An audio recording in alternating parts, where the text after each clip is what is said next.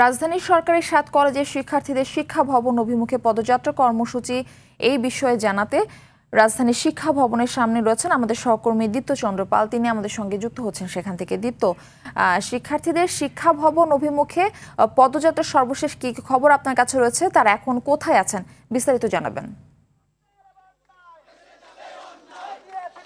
Murphy, আপনি যেমনটি বলছিলেন যে ৭ কলেজের শিক্ষার্থীরা কিন্তু আজকে পূর্ব ঘোষণা অনুযায়ী আজকে শিক্ষা ভবনের সামনে অবস্থান কর্মসূচি, ঘেরাও কর্মসূচি, পরিস্থিতি বুঝে তারা যে কর্মসূচিটি গ্রহণ করেছে সেই কর্মসূচি অনুযায়ী 11টার কিছু পরে শিক্ষা ভবনের সামনে এসে উপস্থিত হয়েছে এবং শিক্ষা ভবনের সামনে সচিবালয় যাওয়ার যে রোডটি সেটি কিন্তু আসলে পুলিশ ব্যারিকেড দিয়ে আসলে ব্লক করে দিয়েছে যাতে তারা ভিতরে ঢুকতে না পারে। তো তারা কিন্তু পুলিশের সাথে কোনো হট্টগোল না করে রাস্তায় অবস্থান করছে এবং তাদের যে ঢাকা সেন্ট্রাল ইউনিভার্সিটির যে 2025 যে আইন, সেই আইনের যে খসড়া সে অধ্যাদেশ দ্রুত বাস্তবায়নের তারা কিন্তু দাবি জানিয়েছেন এবং তারা এই রাজপথ ছাড়বে না যতক্ষণ পর্যন্ত রোডম্যাপ বা নির্দিষ্ট ঘোষণা বা তারিখ না আসবে, সেই পর্যন্ত কিন্তু রাজপথ ছাড়বে না এবং পড়ার টেবিলে যাবে না, এমনটি কিন্তু জানিয়েছেন।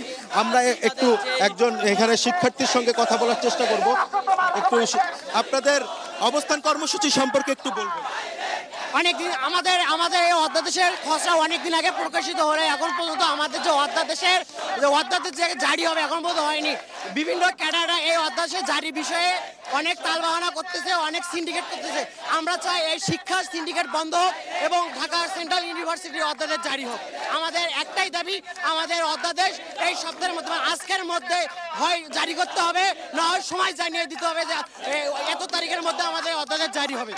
তো শুনছিলেন মারফি যে তারা শিক্ষার্থীরা কিন্তু বলছেন যে তাদের যে আইন রয়েছে সেই আইনটি কিন্তু আজকের মধ্যে বাস্তবায়ন করতে, যদি আজকের ভিতরে সম্ভব না হয় সেক্ষেত্রে একটি নির্দিষ্ট তারিখ কিংবা রোডম্যাপ দিয়ে দিতে, তাহলে কিন্তু তারা রাজপথ ছেড়ে দেবে এবং তাদের যে ক্যাম্পাস সেখানে ফিরে যাবে। তো মারফি, এই ছিল শিক্ষা ভবনের সামনে থেকে আমার কাছে সবশেষ তথ্য। মারফি।